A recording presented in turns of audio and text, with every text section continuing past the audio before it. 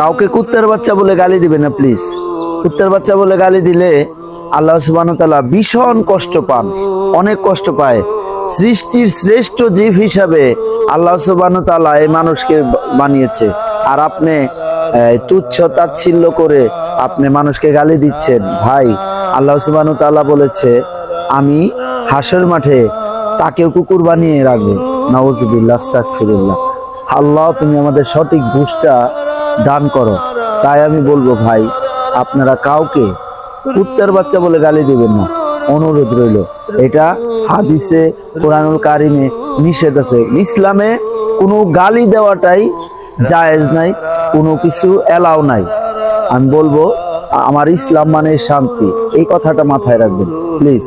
আপনাদের যদি ভালো লাগে, আরেকজন মনে করেন যদি উপকারে আসে, তাহলে এই হাদিসটা সুন্দর করে একটা আঙ্গুলের মাথা দিয়ে একটু শেয়ার করে দিবেন, যেন এই আমলটা আরেকজন করতে পারে।